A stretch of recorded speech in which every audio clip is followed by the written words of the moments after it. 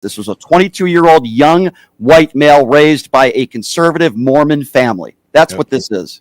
And people, go look at the folks who were saying, oh, they had transgender messages, scribed on the bullet casings.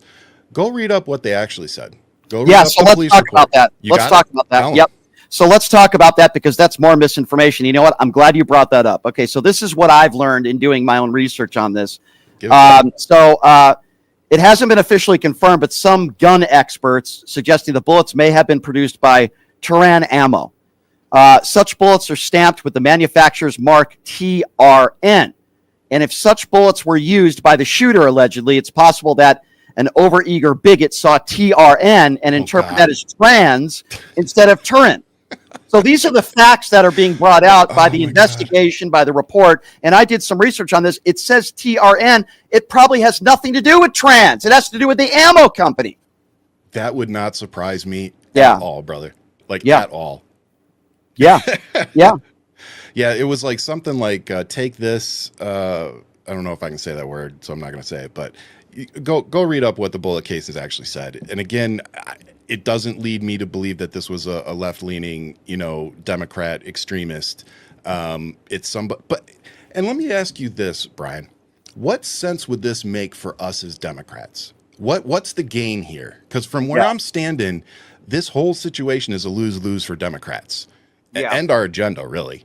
So it's like, what did we have to gain from this? And my second question is, if this guy was dressing up as Donald Trump, clearly grew up in an area that was very conservative, Mormon, what flipped in this guy to go after Charlie Kirk, who is pretty much, an ally of Trump's? Well, it's interesting you bring that up. I do also find it timely and interesting that Charlie Kirk, this is one of the few things I agree with him on. And he just said this last week that he wanted the Epstein files to be released. I'm not saying that was a motive for the shooter. All I'm saying is I find that very, very interesting. And then Donald Trump is asked a little bit more, how are you holding up the loss of Charlie Kirk today? 2 seconds he talks about Charlie Kirk, and then he starts rambling about other stuff.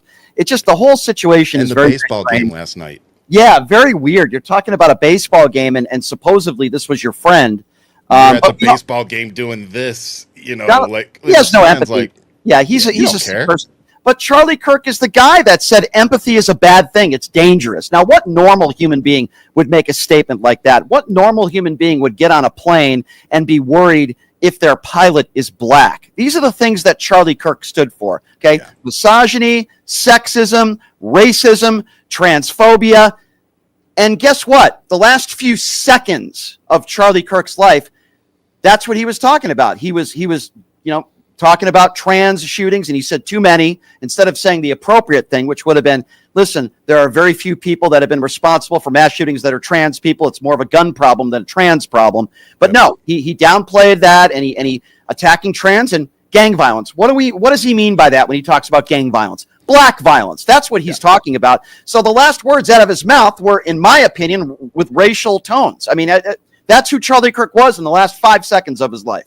I mean, that's who he was, period. That's why I struggle to, responding with some of these people. They're doxing the left. They have a website dedicated to us where they're doxing all of us and sending people after our employers and whatnot. I mean, these people have lost their minds. And Charlie Kirk, look, the facts are he was a racist and a bigot. Like, there's more than enough videos and statements from this guy to support that claim. Yep. I'm not pulling it out of thin air. It's not a partisan statement. It's a fact. The guy defined racist and bigot. So to see the government using taxpayer dollars, and by the way, if Donald Trump comes out and says, oh, I'm paying for Charlie Kirk shit, just want to remind you that all the money he has been siphoned out of us, the taxpayers. So we're still paying for it one way or the other. I heard a story, and again, I don't know if this is true or not, but I heard a story that Tiger Woods was donating some money. Which again, I can't confirm that or not. I've heard that from a few people. I don't know if that's true. I'm just amazed that anybody that would be a minority would do. Now, listen, if you care about his kids and his family, that makes sense to me. But Charlie Kirk is somebody that, for me at least, will always be remembered as a very hateful person who did a lot of bad. Now, if MAGA Republicans out there want to say, oh, he was this great person, he would have been the president one day. I hope he would have never been the president, but listen, people out there could have different opinions on politics, but to me, this isn't about policy. To me, this was about hate. Hate, human rights, so many of us say this. We can disagree on policy. If you don't think we should fund, public schools, I don't mind having that debate with you on why it's a bad idea to defund public schools. That's a political debate to me. Right. But when you start debating about a person's, validity based off of their skin color, or you start dismissing their accomplishments because they must have been a DEI student or higher, those aren't political issues. Those are social issues. And in that context, Charlie Kirk was one of the leading hateful people spreading the rhetoric and dividing America. His whole platform was literally about dividing America. And on top of that, he was going in and using the propaganda that he pushed in colleges and even in high schools. So what he was honestly doing for the conservative right wing was being their recruiter at the college and high school levels. Yep. Like, he was dangerous. Yep, I agree. And again, I go back to saying what we both have been saying over the course of the last several days. He did not deserve this. This is horrible. I feel for his family. Celebrating it. Yeah, we're certainly not celebrating it in any way, shape, or form. I was very emotional the other day not because I felt so horrible for Charlie Kirk so much as the circumstances of it, his family, everybody that was there. It was gruesome, and it's bad for America, and it was emotional to have to talk about that. And I was supposed to be debating Charlie Kirk in some sort of roundtable debate in December in Phoenix. Obviously, that's not going to happen. And listen, I'm tired of people, when a tragedy happens, blaming transgenders or blaming a political party. We need to talk about... Before we even know who it is. Right. Let's talk about guns. Let's talk about how easy it must have been for this 22-year-old to get his hand on this weapon. Let's talk about guns getting in the hands of the wrong people. Let's try to save lives. I don't care what the color of their skin is. I don't care whether they're a Republican or a Democrat. MAGA Republicans refuse to do that. They refuse to do that. Have any of them even mentioned once, how did this 22-year-old get his hands on this gun? Clearly he was mentally deranged. No, the radical left. Blame the radical left. And I'm so tired of it. These MAGA Republicans, they have no solutions. None. Zero. No, and then when you call for gun control, they get mad at you. Like, that's your solution? It's like, yeah. Or you're making do you have something political. better? Yeah, you're making it political, even though for the last 3 or 4 days, all they've been doing is blaming the left for the shooting, not even knowing who the shooter was. Exactly. So it's just kind of like, okay, there's no reasoning with these people. And unfortunately, exactly what a lot of us were worried about is what's happening, is that it is only making the divide between the sides even wider and deeper. And he should be remembered as a rock superstar, but even more importantly, a good husband and a good father. And you can't say the same thing about Hulk Hogan. I mean, openly using the N-word in front of your family. And you mentioned it too, all the people he backstabbed behind the scenes. You're right. And if you're in the Epstein files, it doesn't necessarily mean that you're a pedophile. Does that surprise you at all? Yeah, it does a little bit. I will say what surprised me even more has been the amount of MAGA supporters that you've seen flipping, that this was the line. Like, we can all debate, like, I thought the line should have been January 6th, but whatever it is, I'll take it at this point. So seeing how many people are really flipping on Donald Trump and being like, okay, you're clearly hiding something. And now you've got lawyers, from the DOJ, which used to claim Biden and the Democrats weaponized against you all the time. Now you've got them going and doing your dirty bidding and, in my opinion, making a deal with Ghislaine Maxwell. And my prediction is this: it's not going to be a pardon. It's going to be a reduced sentence down to time served for her giving names. But the flip side is going to be that she's going to make a deal that she's not going to name Trump and probably a few other people. I tend to agree with you on that. Do you think there is anybody with an IQ over 20 that thinks the reason why Trump's DOJ is now speaking to Maxwell is because they actually want the truth? Do you really think that people out there, Ryan, are that stupid that they believe that? Unfortunately. And I mean that in all sincerity. If people reacted the way that a lot of us rational people thought they would, we would have been done with Trump years ago. But we're here because people do buy into this stuff. They do believe the smoke instead of the evidence. Yeah. You know, they believe the con over reality. Mm-hmm. And it's like everybody on our side seems to be trying to figure out, how do we combat this effectively? Like, how do you combat a movement that is literally based on willful ignorance, because they don't want to know the truth. They don't want to better themselves. It's like I've said 100 times on transgender issue. 5 years ago, I was an idiot. You know, I purposely went out and made some friends, educated myself on NCAA rules, what they had to go through before they could even compete. Like, I went out and purposely educated myself so that I could stop being an idiot. And I wish more MAGA people would finally just go, you know what? This is it, man. Like, he's clearly covering this up. And now, are we going to see an unredacted version of these files? Absolutely not. Pam Bondi's, it's already coming out. Pam Bondi knew about this back in like February, March. So they've been cleaning these files up. And when we see them, there's barely going to be mention of Trump. It'll be all the things we already knew, and everything else will be gone. You know, it's interesting, Ryan, because, you know, for years I've been saying this, for years, even when I was on a conservative radio station, and thank God I've known you. Thank God I'm not on that station anymore. But when I was on a conservative station, I would be saying out loud, Trump is going to be in these files. Why? Yeah. Well, because logic tells you this was his best friend for 10 years. They're seen in video. He's at his wedding. Yep. Right. Mar-a-Lago. I mean, he's on the flight log 6 times. We learned that in the Maxwell trial. You don't have to be a brain surgeon to figure out the fact that, Donald Trump probably did some really bad things with Jeffrey Epstein. We already know, as you've said, and you're correct, Donald Trump is an adjudicated rapist. It was proven in a courtroom. And yes, do I believe Donald Trump had sex with underage girls? Oh, yeah. By the way, the one thing that Donald Trump said he has in common with his daughter, the first thing that entered his mind was sex. He calls his daughter voluptuous. I would probably date her if she wasn't my daughter. This is the guy who is judging 13 and 14-year-old girls in pageants. Those pageants, some of them had sexual allegations. It's the same guy who went into teenage girls' locker rooms and bragged about it sexually on the Howard Stern show. Let's be honest, he probably hung out with Jim Jordan at this point, you know? Yeah, you're right. No, you know, it really is crazy to see, you know, there's so many dots connected to this guy, you know, and I also want to acknowledge that when Ivanka was asked that question first, she said normal things like golf, real estate, and then they pivot to him and he's like, says what he says. It's just like, dude. And here's my thing, the one that really gets me there really are many things, but the Howard Stern show. When Howard Stern says, "Can I call her a piece of," and he doesn't, like me. If you say that to me, like, you can say that to your friends, not to me. But you're not going to say that to my daughter. No, you're not going to say that to me because you're a good father, of course. You know what I'm saying? Like, most fathers I know would be like, "No, you're not going to say that to me." Right. You know, like it just is what it is, and it's like there's a mindset difference there that I think we all just have to acknowledge. I think you're right. I completely agree with you.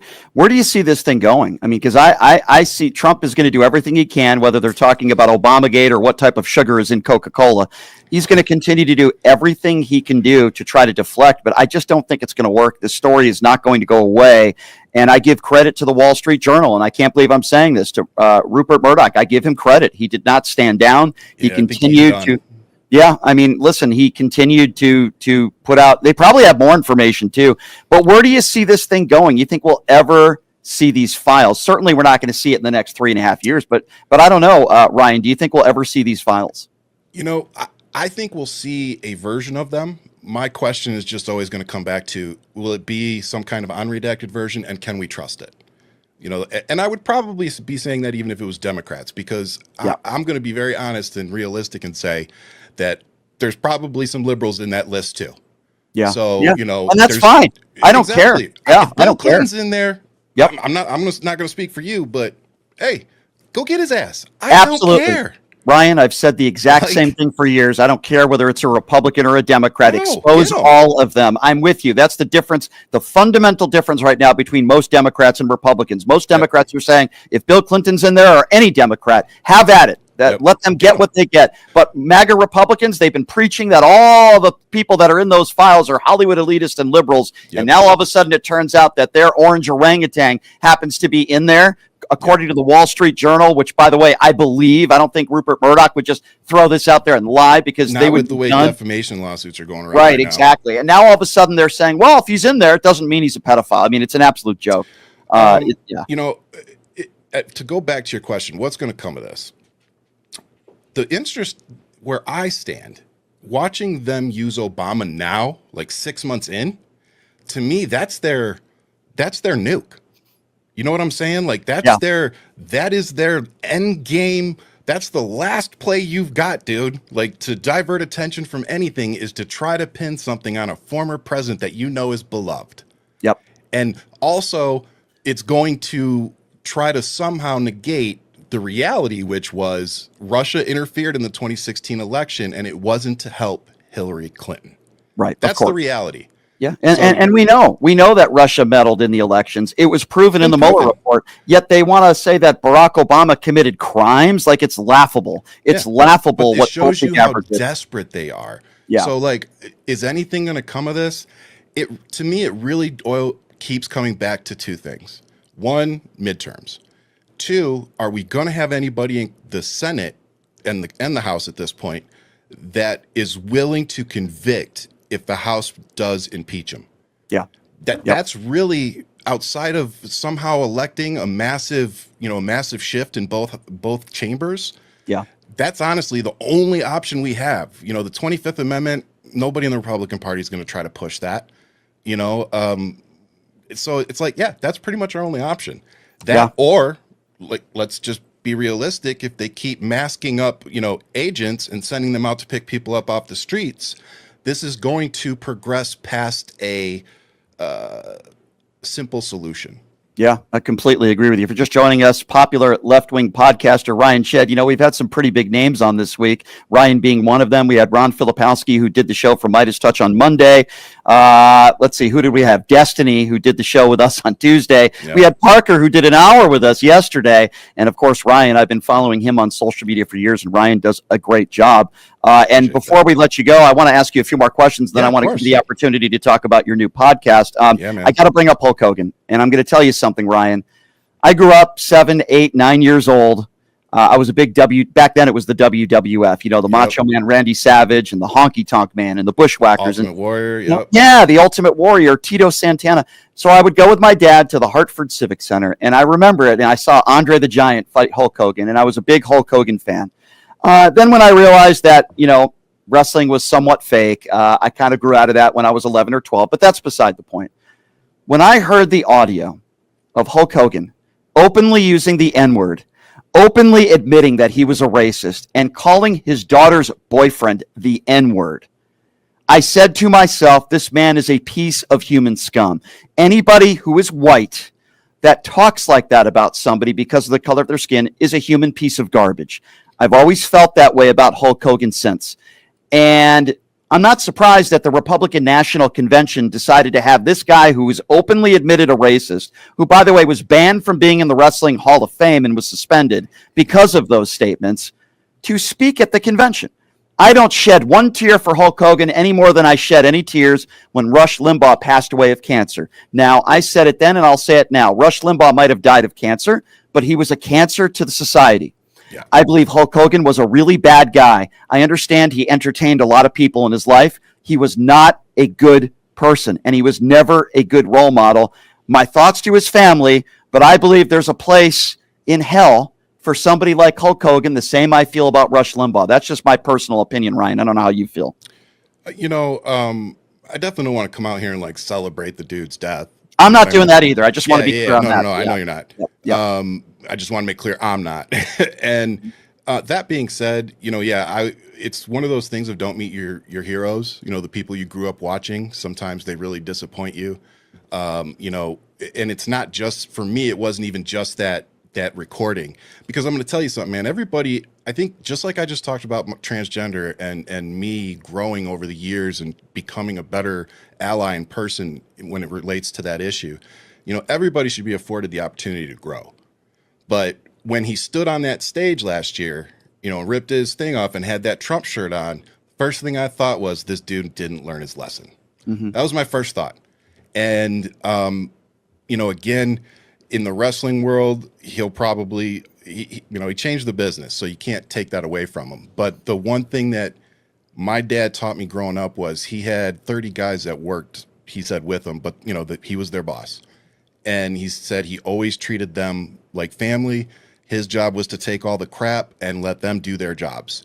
And when you hear other wrestlers talk about Hulk Hogan and how he was behind the closed doors and how many people he stabbed in the back and screwed over and all these things, and you find out what the kind of dude he really was, and it's like, yeah, this doesn't really surprise me. Yeah. So Again, I feel for his daughter, son, those that loved him, but yeah, I'm not going to be over here celebrating him like we're celebrating Ozzy Osbourne and Malcolm Jamal Warner. And, right. The last video Malcolm Jamal Warner had was so positive, and he was just sending out this good energy. And it's like, those are the people I'm going to miss, because they were putting out that good energy that we really need right now, into the world. They were and Ozzy Osbourne had his issues with drugs and alcohol, but very open with it.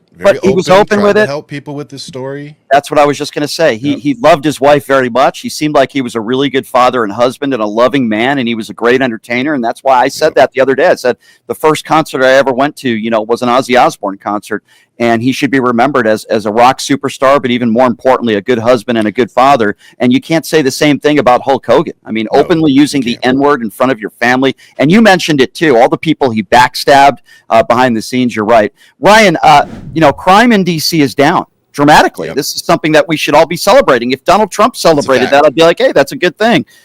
And what do you make of the fact now that you have Kash Patel up there that says, yeah, crime is down. Yeah, that's true in D.C., but yet he's bringing in the National Guard? What do you make of this, Ryan? I mean, it's a power play. From where I'm standing, there's no other way to really look at it. And I want to remind folks, too, there's been some dry runs here. Okay, he gassed people for a photo op in front of a church with a Bible. January 6th was the dry run, and we as Americans failed to hold them accountable.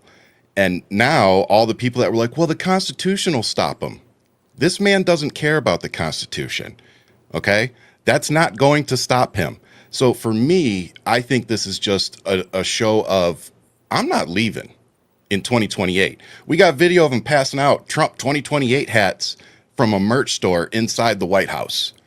Like, it's not a joke. It's not trolling the left. And more importantly, if you think that we need a president running the most powerful country in the world with the nuke codes, trolling the left by having these Trump 2028 hats, like, you're insane. Like, you've lost the plot. I completely agree with you. My concern, and I'm sure it's yours as well, Ryan, is that this isn't just going to be happening in D.C., that, he's going to do what he did in L.A., which, by the way, I think we all could agree was a waste of time, a waste of resources. It was completely unneeded. And now we're learning that the mayor there in D.C. and local law enforcement weren't even told that he was going to be bringing in the National Guard. Yeah, they weren't involved at all. And again, so how do we... Oh, we're going to kick abortion back to the states, and we're going to let the cities run the city. But all Trump's been doing for the last month or two is showing us that he wants the federal government to intervene in anything that doesn't go as planned for his agenda. Do you think that's fair to say, bro? Absolutely, I think that's fair to say. And it just amazes me that Jeanine Pirro and Pam Bondi up there with Kash Patel, and they know what he's spewing is absolute Fox BS. News administration. Yeah, it's insane. It really is. It really is, Ryan. You're right about that. But what's even more dangerous, and we talk about the word dictatorship all the time, and people on the far right think we're crazy for bringing that up. Well, what else would you call this? Why are they bringing in the National Guard other than to treat homeless people like they're not human beings? What? Really, I can't think of any other reason why. And in this press conference, he called him Gavin Newscum again. Pritzker, he's insulting other people's bodies for being obese when this man we all know is morbidly obese himself. Yep. I mean, I don't even know what I watched this morning. It was so off the rails. Yeah, I was really focused on the National Guard. I didn't get to see any of the clips from this morning yet. I just want people to really focus on what's happening here. And that is, we have a president of the United States who stood up on a stage on the 4th of July when we should have been celebrating our country and said that he hated half of the country. He hated Democrats. He hated liberals. He hated anybody that didn't go along with his agenda. So if that, again, is not a huge red flag, we need to remember the president of the United States is elected to represent our country, not just nationally, but on the international stage. This man does not represent everybody in our country. Like, he doesn't even represent half the country. So we need to get leaders in here that actually care about us, because this dude only cares about himself, and this is about control. It's about showing that he can and will shut down a city, that he can and will use any kind of military that he can get his hands on, whether it's the National Guard, whether it's active duty. This man does not care. I need you all to understand that the Constitution and the military are not going to save us. He has spent the last 6 months appointing loyalists to every level of the military and in the Pentagon that he can get. And Pete Hegseth is the biggest loyalist of them all. So if you think that anybody in that chain of command is going to jump in and save us and stop him, especially after watching how everybody got nuked after the January 6th committee hearings and how everybody that went against Trump was discredited and attacked, yeah, I got a big plot of water in Arizona that I'd love to sell you. Yeah, and you know what's even more ridiculous about this whole situation is, you know, Donald Trump is the first guy that usually gloats when he has a statistic that is in his favor, and actually they have one. Yeah, it's the last 2 years, but crime is down in D.C. over the last 2 years. Yeah. The evidence speaks for itself, but Donald Trump was speaking today like crime is up, and it's not. Crime is down. So I really can't put anything into this with logically why he would do this. Why do you think he's doing this? Well, I wanted to go back to what you said a minute ago, and it's the homeless or the unhoused. And he said that he had a plan. Oh, I have a plan for these people. We're just going to move them far away from D.C. Okay, well, what's your plan, sir? Please outline your plan for helping these people, because a lot of those unhoused people you speak of are veterans. Right. So what is your plan for helping these people? Because just getting them rounded up and arresting them isn't going to do anything. Now, if you look at it from a privatized prison standpoint, then it kind of starts to make sense, because then they're going to get paid for putting these folks in jail. Yeah. And, you know, I see this as just a little showmanship and just Donald Trump acting like, as they call him, Superman, which is absurd, you know, just sticking his chest out. AI should not be allowed to do that. They should not be allowed to make those videos. Yeah, that's true, actually. Those AI videos are something special, let me tell you. Yeah. But I mean, you know, when we haven't even touched on, you know, Vladimir Putin, and I wanted to get into this with you because, first of all, multiple times in this press conference, Donald Trump said he was going to Russia to meet Vladimir Putin. No, dummy, he's going to Alaska, not Russia. Number two, did he give it back? Yeah. And then number two, he was more harsh on Zelensky again today than he was Vladimir Putin. Every single time he says that Putin wants peace, there's another airstrike. And he was more harsh on Zelensky again today in this press conference. I find it so despicable that you have Putin and Russia, who invaded this country, our allies, and yet he still puts a lot of the pressure and a lot of the criticism on Zelensky, who's done nothing. Yeah. Well, and let's go back to what he said. Oh, we need to have a diplomatic solution. And Zelensky and everybody with a brain told this man, like, we've tried diplomacy with Putin. Like, we've signed ceasefires with him. We've signed deals, and he always negates them. He always breaks them.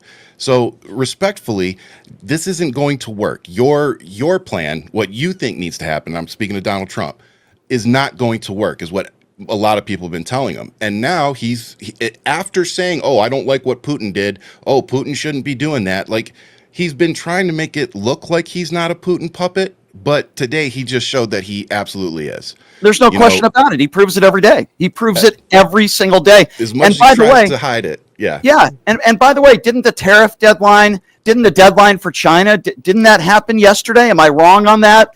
It's funny. Now he's praising China. He's praising China now, but there's no deal made there. He does the same thing with Russia. No sanctions there. And then they wonder why we call him Taco Trump. He proves it every day. Yeah. Well, and again, I really don't like I don't like the position of let's bully everybody. Let's bully everybody economically until they bend knee. Because at some point, that is going to backfire on us. It may be after Trump's long gone, but at some point, the relationships that we are literally destroying, like this dude is literally destroying this just to make himself look good in an attempt to get a Nobel Peace Prize. Like, he doesn't care what he destroys in pursuit of those things. Yeah. So we have to keep that in mind. I don't understand, and we talk about this all the time, Ryan, and I don't understand how at this stage in the game you could still support this man. Now, I didn't really understand why people voted for him, 6, 7 months ago, 8 months ago, but I really don't understand it now, and I'm losing patience with these people. I'm like, what has he done in 7 months where you can say, wow, I really like what he's doing? And a lot of the MAGA people that I talk to, they always point to immigration. I say, okay, let's talk about immigration policy. Do you think people have the right? Do they have the right to due process? Are you okay with Donald Trump changing the language in the Constitution? Are you okay with, people who have lived in this country for decades being ripped from their families that have never committed a violent crime in their life? Now, there's a percentage of those people that'll say yes. We call those people bigots and racists, but that's part of his immigration policy. Some people might like the fact that all these people are being deported. Do you like the fact that some of these nonviolent criminals are being, sent to Alligator Alcatraz or an El Salvador prison? I don't know how anybody could like that unless you're a bigot. To me, it's so much bigger than that too. It shows their economic ignorance. And what I mean by that, even Donald Trump a few days ago, there's a video out there of him backing off and being like, oh, maybe we shouldn't have rounded up all the farmers that were picking our food and, getting food on our tables. Like, maybe that was a bad idea. Yeah, no kidding. Like, you never should have been going into places of employment to begin with. And more importantly, why aren't you holding the people accountable that knew that they were hiring these folks, that knew they were underpaying them? Like, these people aren't facing any issues. So it's just, in fact, I don't think you have a problem with it. I don't think any liberal I know has a problem with it. If you guys want to go in jails and go get people that are dealing drugs or whatever on our streets, like if they're illegal, yeah, or whatever you want to call them, kick them out. Sure. I don't have a problem getting criminals out of the country. I really don't. My issue is that you are rounding up people with no due process, no warrants, and when we ask for information on said person, like, okay, well, what do you have on this person? They have nothing. And then, like you pointed out, they go and they do some background, like independent journalists, and it turns out, oh, these people are citizens. A couple of them are veterans that got their citizenship for serving our country for over 20 years, and we're kicking them out. Like, and by the way, the fact that we let a felon and a prolific business fraud and an adjudicated abuser make these decisions and have control of the military and think that a business fraud was somehow going to be good at running this country or somehow tell you and I the truth? Come on, y'all. And it's only going to get worse because they're still saying on the right that this big, beautiful bill actually helps those that are on Medicare. It makes it stronger. And then, in the next year or so, all these people that are going to be losing their health care coverage, many of these people, I would imagine a good portion of them, voted for Donald Trump. What is going to be the excuse then? It was Biden. It's going to be probably an excuse. Right. But go on the White House's social media this morning. They put Donald Trump tweeted out that tariffs are making America rich again. And I'm like, no, they're not. More importantly, they're being paid by us, the American people. Like, the left didn't make this up. It's literally the definition. It's the economic definition. Go read it up. Tariffs can be used as a good tool, but when they're excessively used, that's when you start crossing over into trade wars, which is where we're at right now. He's trying to bully everybody. Tariffs are not paid by those countries. No, they're paid by us. They're paid by the business. That when the goods come into the country, and then the business sits down and figures out how much they have to add to per unit cost. That means for every unit they sell, they have to add, let's say, 5 cents to every unit to make up for the trade deficit. You and I, as the consumers, are going to pay that 5-cent increase to the business, and he's going to use that to pay the tariffs. It's really that simple, guys. It really is. You're right, Ryan. It's not brain surgery. It's very simple who's paying for these tariffs. And it's the American consumer. It's our economy that's going to be struggling, and others as well. And it's not going to get any better. Why? Because Donald Trump likes the word tariff, doesn't seem to understand how it works. Yeah. And now, we're headed closer, obviously, to the 2026 midterms. Do you believe, and I don't know really yet, because listen, I predicted the last presidential election wrong. I thought it'd be close. I thought Kamala was going to win. I don't know the way America is going to react, but do you think this could be a referendum on MAGA Republicans across the country? Because by the time these elections happen in 2026, there's going to be a lot of people that are going to be struggling even more than they are right now. They're going to be losing their food stamps. They're going to be losing a lot of government programs, including Medicaid. And it won't just be liberals and Democrats. Yeah, exactly. So, do you think this is going to be a referendum on MAGA Republicans? I hope so. I think that's the best way I can put it right now. I do see a lot of people that are not happy, whether it's the economy, grocery prices, or the Epstein files, whatever it is that is, sending people over the edge of seeing this guy for what he is. I'll take it at this point. Like you said, the 2026 elections are what matter, and I need to be better about remembering that sometimes I have to put aside saying I was right, and just be more focused on making an agreement or getting these people to vote in the way that we need them to vote. Like, I'm not asking you to commit fraud. I'm not asking you to do anything crazy. I'm asking you to stop voting for Republicans because they don't have a spine. They've shown us repeatedly. They don't have the best economic policies, and that is verifiable through graphs and data. Ryan, sorry, we lost you for a second there, brother. Oh, am I gone?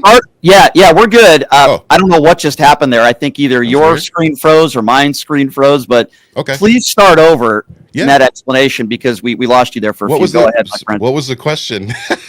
I went right into it. Referendum in 2026. Yeah, sorry about that. No worries. So what I was saying is I hope so, and I need to be better about not being so quick to say, I told you so, I was right. We do have to bring these people in, like you said, in 2026, because it's not about being right. It's about bringing these people in. It's about really building a community of Americans that can see that Republicans don't have a spine. They don't have the best economic policies in mind. And just data. Look at the graphs. It shows you that statistically and historically, Democrats are better for the country economically.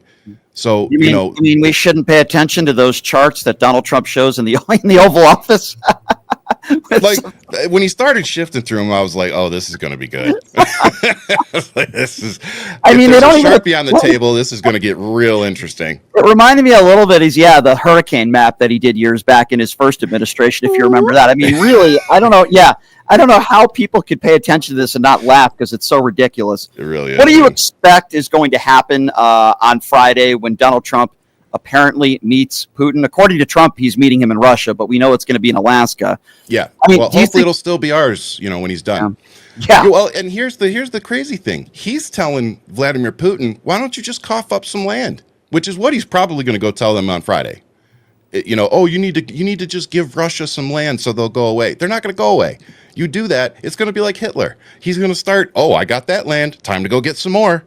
That's the part that Donald Trump and his narcissism doesn't understand. He thinks that he can fix everything and that he can, come up with this deal. And Vladimir Putin's using him like a puppet.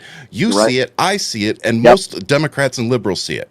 So we just need more Republicans to realize that this guy is not helping Americans. He really is more helping Vladimir Putin. And if you don't think that this is some kind of payback for the 2016 and Russia helping Trump win against Hillary Clinton, then I got a bridge here in Arizona I want to sell you. I'm going to tell you, I think you're 100% correct. I think on Friday, Vladimir Putin is going to ask for a lot of different things. Trump is going to give in to a degree. He's going to call Zelensky and say, hey, Vladdy, this is what you need to give up in order for this war to end. And by the way, even if he does agree, which I don't think Zelensky would, the war would still continue, and you can't go by anything Putin says. Nope. But I believe Zelensky knows that, and he will not agree to it. And then what will Donald Trump do? He will continue to blame Zelensky for Vladimir Putin and his evil regime invading our allies. That's what I think is going to happen here. So I don't think there's any end in sight, even though Donald Trump is the guy who campaigned on, I will end the war within 24 hours, and now his excuse is, quote, I was just being sarcastic.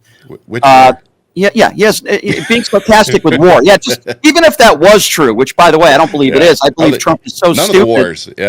It's so ridiculous. And by the way, last I checked, what's going on in Gaza right now? I am getting more and more frustrated with the Israeli government. And while I support Israel, Ryan, I do not support Benjamin Netanyahu anymore. I do not support the Israeli government anymore. Yes, we need to get rid of Hamas, of course.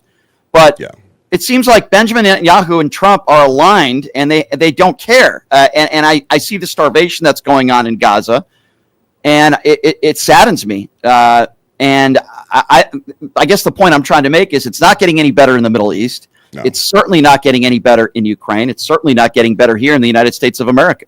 And I'm really glad you said it the way you did, because, I don't want to say I stay away from it, because I just posted a few things this morning. There was a team, I think it was a media team from Al Jazeera, and they were all killed in Gaza, the entire team. If you see the videos of just the land, the buildings that have been decimated, it looks like Hiroshima after the nukes went off. Like it's horrible. I know we need to be slightly cautious of, all the information coming out, but I don't know how anybody could look at the aerial video, just turn the commentary off. Just look at the aerial video with no commentary, no music, no nothing. Just watch the video. It's devastating. And you can't spin that. You can't spin what we're seeing. And the fact that we're not okay with Israel going into Gaza and doing it the way they've done it, it's not saying that we don't support, the people of Israel. There are so many people in Israel that are not okay with this, that are just as against Netanyahu as we are. Yeah. They're not happy with their leadership, just like a lot of us aren't happy with our leadership. Like you said, the parallels between Trump and Netanyahu are undeniable. Yeah. So, I just want to say I'm with all the innocent people that don't want anything to do with this crap. I agree with everything you just said, and I wanted to get your thoughts on something, because I was having a debate, argument, whatever you want to call it. Once in a while, I waste my time with these MAGA buffoons online. I try not to, but once in a while, I give in. And you had somebody that is Jewish on my social media who called me self-loathing, because for no other reason other than the fact that I said what's happening in Gaza is terrible. Yeah. And innocent children are dying of starvation. Thousands of people are dying of starvation. And one could say that this is a war criminal. This is war crimes that are being committed. Doesn't mean I don't want Hamas to be defeated. And I responded to this person, and I said, that makes you complicit.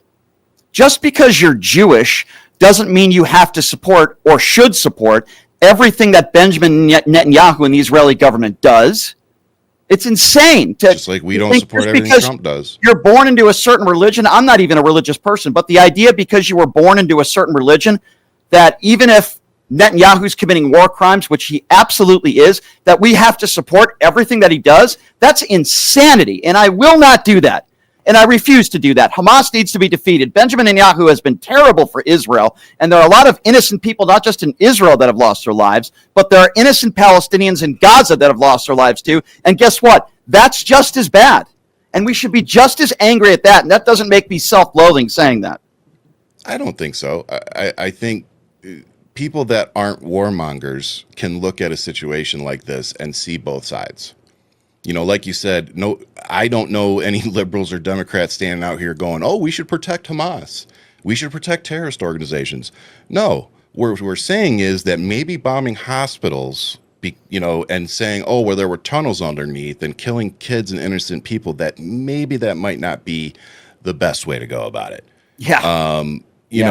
So again, it's a very, very touchy subject. I went to a town hall here in Tucson, and that ended up being the biggest topic of conversation that riled up the whole place. And even among like-minded people that all voted, I assume, voted the same way, even that topic got everybody going at each other. And it was like, whoa, we're all here talking about Arizona and America. Like, let's calm down a little bit, and just the rhetoric that's going back and forth. It's tough because, in my opinion, on the outside looking in, Netanyahu was being challenged and was about ready to get dragged out of office by the people. And then October 7th happened and all the attention got shifted. Mm-hmm. And me, being the pessimist that I am, it's really hard not to make the connection of maybe some of this started so that he could stay in power, kind of like the assassination attempt that we all question over here, and I hate to say that because it's like, it was a terrorist attack and it was horrible. Thousands of people lost their lives. There's no celebrating that. There's no hiding that. There's no minimizing that or spinning that. But we also have to look at the politics that's behind all of this, and ignoring that to buy into the rhetoric, I think, is a disservice to all the innocent people that have lost their lives on both sides. Completely agree with you, and I don't think it's going to be getting better anytime soon. That's for sure. Unfortunately, Ryan, always love when you come on the show, man. Please plug your podcast because it's awesome, and how people can follow you and watch the pod. Yeah, man. So please go subscribe to my YouTube. It's my name, Ryan Shead, Shead. We have 2 podcasts. I have Hold the Mic with my partner, Ian Sherman. And then also we have With All Due Respect. And I co-host that with Marcus Flowers, who ran against Margie Taylor Greene in Georgia. So we're doing big things on there, too. We just had Rob Ryersey, who's running in Arkansas 3rd District. We talked a lot about tariffs and how it's going to affect his district because the biggest Walmart headquarters is in his district. So it's a really good episode. Go to my YouTube and check it out. Brother, thank you as always for having me on and giving me a platform. I appreciate you. Of course, Ryan. Always a pleasure, my friend. And hopefully we'll catch up with you next week. And watch the podcast, everybody. Ryan's got 2 good ones out there. I definitely highly recommend it. Ryan, we'll talk to you soon, my friend. Yes, take it easy. Thank you. All right. Ryan Shead, everybody.